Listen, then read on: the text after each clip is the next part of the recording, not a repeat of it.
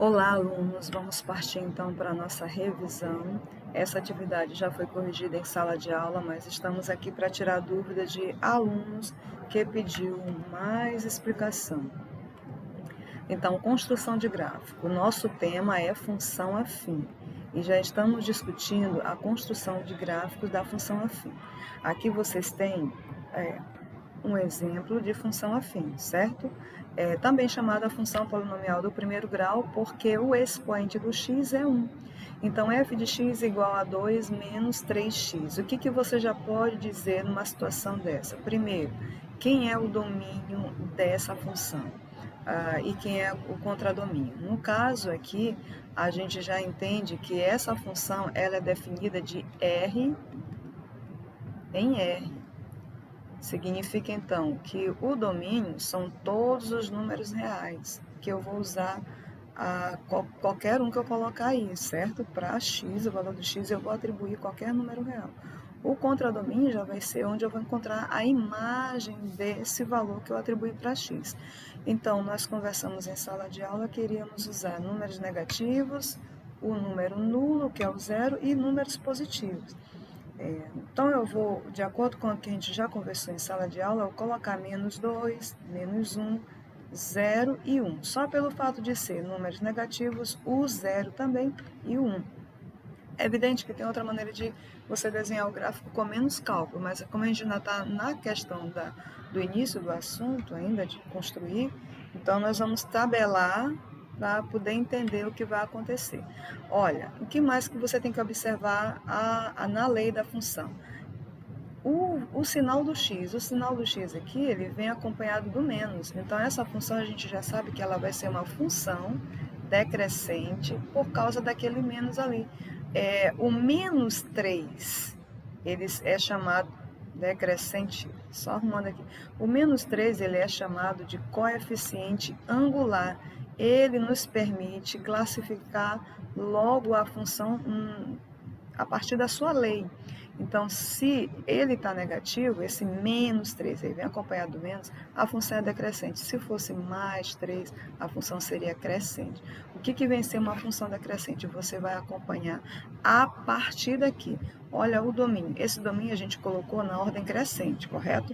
De menos 2, aí cresceu para menos 1, cresceu para 0, para 1. Você observa que é crescente aqui na reta. Olha só. A gente vem menos 1 aqui, correto? Menos 2, isso aqui na linha do x. Domínio é na linha do x, na linha horizontal. Então, tu percebe que a gente está indo para a direita, a gente está indo para o infinito positivo. Menos 2, menos 1, 0, 1. E, à medida que eu for precisando, eu posso colocar mais números aqui na linha do x. Logo, eu estou usando a reta x, que é o domínio, eu posso usar números negativos, eu posso usar o zero e posso usar números positivos. Logo, eu vou concluir aqui, estender a minha conclusão, que eu posso usar qualquer número real nesta reta, correto? Vamos ver o que acontece com a imagem. A imagem de menos 2, você escreve f de menos 2, mas você fala imagem de menos 2. Aí você vai repetir, você repete esta lei. O que tem na lei? Menos 2, 2 menos 3x. Então, tu vai botar 2 menos, aí você repete 3 vezes. O x é menos 2. Então, você tem que botar entre parênteses, que foi o erro de muitos alunos na aula. 2 menos 3 vezes menos 2. Olha, eu vou fazer essa conta aqui separada e só essa, a partir dessa a gente analisa a outra, né? 2 menos 3 vezes menos 2. O que você faz primeiro? Pela regra, isso aqui é uma expressão numérica. Então, pela regra, você primeiro vai multiplicar, jovem. Então, multiplicando, aquele 2 ele vai ser repetido. Na hora da multiplicação, você percebe que os dois números têm sinais iguais, né? Menos vezes menos. Eu tenho 2 sinais de menos. No produto de 2 sinais negativos, fica positivo. 3 vezes 2, 6. Vou repetir. O 2, eu repeti. Fiz o jogo de sinal, menos multiplicado por menos fica mais, e 3 vezes 2, 6. Logo, esse valor, a imagem vai ser 8, que fica 2 mais 6, gente. 2 mais 6. Então, dá 8. O que você vai concluir? Olha, vou logo aqui na reta, né? Esse 8 é na linha do Y. Percebe o Y aí? O Y é a imagem. Então, onde está esse 8? Aqui eu venho. Deixo a marca do 1, 2, 3, 4, 5, 6, 7, 8. Eu já sei que menos 2 vai formar par com 8, gente. A imagem de menos 2 é 8, aí que você marca um ponto. Agora, a imagem de menos 1, eu faço o quê? Vou repetir a lei. É 2 menos 3x. Vai ficar 2 menos 3, que multiplica menos 1. Então, faça essa conta. Primeira multiplicação, você vai ficar com 2, menos vezes menos dá mais, 3 vezes 1, 3, correto? Lá em cima ficou 2, menos vezes menos ficou mais, e 3 vezes 2, 6. 2 mais 6, 8, agora 2 mais 3, 5. A imagem de menos 1 é 5. Então, eu vou procurar o 5, aqui tem 1, 2, 3, 4, 5, o 5 está aqui. Eu vou pegar o menos 1, fazer linha tracejada, até chegar no 5. Esse ponto fica no segundo quadrante, porque a abscissa negativa ordenada positiva fica no segundo quadrante, correto? Pronto, vamos lá então calcular a imagem de 0. A imagem de 0 é quem? A mesma lei. 2 menos 3x é 2 menos 3 vezes 0. Gente, qualquer número multiplicado por 0 dá 0. Então, 2 menos 0, a resposta é 2. Onde fica este ponto em especial? A abscissa é 0, ordenada a 2. Eu vou marcar no 2, gente. Aqui é 1, aqui é 2. O ponto fica exatamente na linha do Y. Esse ponto pertence ao eixo Y, porque a abscissa é 0. Portanto, falta só calcular a imagem de 1. A imagem de 1 é 2 menos 3x, mas você troca o x por 1. Olha o que vai acontecer. Vai ficar 2, 3 vezes 1 dá 3. Fica 2 menos 3, correto? 2 menos 3 é menos 1. Então, a imagem de 1 vai ser menos 1. Eu já estou vindo agora para o quarto quadrante. A imagem de 1 ficou menos 1, então eu faço isso aqui. O ponto fica no quarto quadrante. Próximo passo. Próximo passo é só você ligar esses pontos. Você tem que ligar. A sua resposta é o gráfico. E o gráfico termina com a reta, né? Então, a gente vai ligar esses pontos.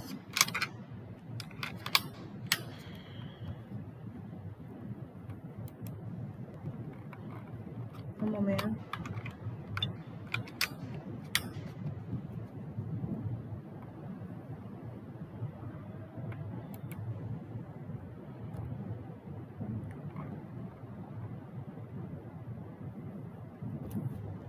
Olha só. Eu venho aqui e vou ligar os pontos. Os pontos estão aqui, correto? Eu tenho que... Vocês que estão fazendo a mão livre, tem que tomar um cuidado. Deixa eu desfazer aqui. Tem que tomar um cuidado dessa reta passar certinho nesses pontos que você marcou. Por isso a importância de você colocar a marcação certinho, você fazer a metragem aí no seu desenho, fazer a metragem correta, tá certo? Não colocar o 1 tão distante em relação ao seu simétrico, menos 1. Ó, vocês estão vendo aqui que como eu estou fazendo a mão livre, eu estou ajustando. Tem que passar em todos os pontos que estão aí, todos. Então, eu ajustei ali para você perceber que a reta... Deixa eu só aumentar a espessura da reta para você perceber a diferença. A reta tem que passar em todos os pontos que eu coloquei aí. Tá aqui, vou só ajeitar esse aqui. A mão livre, eu tenho essa liberdade de ajustar bem aqui, que esse ponto ficou um pouquinho fora, né? Aqui, assim como esse aqui também, né? Ajustando um pouquinho o desenho. Do mesmo modo, vocês, quando fizerem a mão livre aí, se usar régua ou papel milimetrado, isso não vai acontecer, tá bom? Então, eu estou colocando uma situação que pode ocorrer com vocês aí. na hora que estão fazendo o exercício.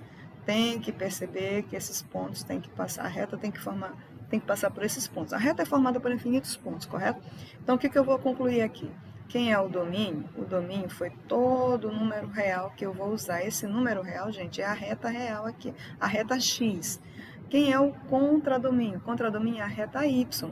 E eu vou usar todos os valores? Sim, eu usei o zero. Quando eu usei, olha só, como é que eu posso dizer que eu vou usar o zero? Né? Vou ter imagem zero, porque existe esse ponto aqui, que a gente não calculou, né? Esse ponto ele é chamado zero da função. Esse ponto bem aqui não foi calculado, viu, gente? Onde a reta corta a linha do x, exatamente aqui onde a reta corta a linha do x. Esse ponto aqui não foi calculado, mas ele existe. Existe cálculo para ele. Então, nesse ponto aqui vai existir um x, porém a imagem dele vai ser zero.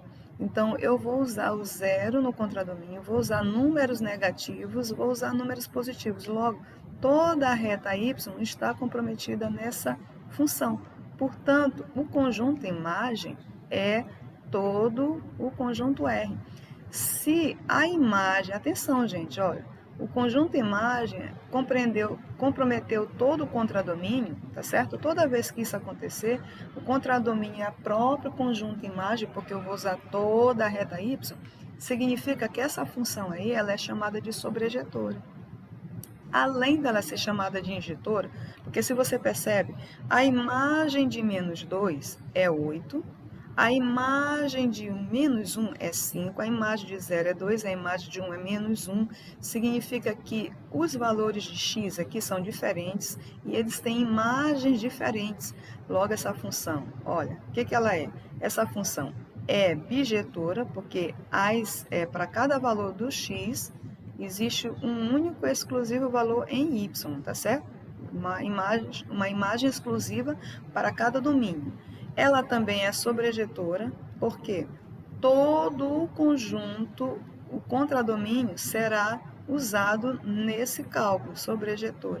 Você não precisa usar todos eles, fazer todos os cálculos. Você conclui que você vai usar todos os valores positivos na linha do y, todos os valores negativos na linha do y, incluindo o zero, tá certo? Então, ela é sobrejetora. Quando ela é injetora, deixa eu arrumar aqui, que eu falei injetora e escrevi sobre bijetora. Então, se ela é injetora, não é? Injetora porque para cada valor de x existe uma imagem exclusiva em y. Então, se ela é injetora, aqui eu falei a vocês a respeito da injeção, né? Injetora, você vai lembrar da injeção. No planeta, para cada pessoa existe uma seringa. Não pode compartilhar a seringa. A mesma coisa que para cada valor de x existe um valor exclusivo. Então, na função injetora, menos 2 não vai poder ter a mesma imagem que menos 1. Tem que ter imagens diferentes. Sobrejetora é quando todo o contradomínio é utilizado nos cálculos, tá certo? Então, se ela é injetora e sobrejetora, ela recebe o nome de bijetora, porque ela tem essas duas qualidades aí, injetora e sobrejetora. Então, a bijetora é quando a função é injetora e sobrejetora ao mesmo tempo. Então, novamente, essa função é decrescente. Por quê? Porque o sinal do x, o coeficiente do x é negativo, por isso ela é decrescente. Essa função ela é injetora, porque para cada valor no x existe uma imagem exclusiva em y. Ela é sobrejetora, porque nós vamos usar todo o contradomínio. Usamos o zero, quando a gente vai calcular o zero da função, que aqui não foi preciso, mas o gráfico, quando ela corta a linha do x, quando ele corta a linha do x, existe o zero da função, tá? E vamos usar números positivos, vamos usar números negativos, porque essa reta, ela continua assim, ó. Vai até o infinito, para baixo e para cima. Portanto, ela é sobrejetora. Todo o contradomínio vai ser usado. Se ela é injetora e sobrejetora, ela é bijetora. Outro detalhe importante, muito importante também, é você perceber que sempre que a função for decrescente, o gráfico ele vai inclinar para a esquerda. Percebe aí que está inclinando para a esquerda? Sempre que a função for decrescente, o gráfico inclina para a esquerda. Ok? Então, em relação à função decrescente, você tem esse caso aí.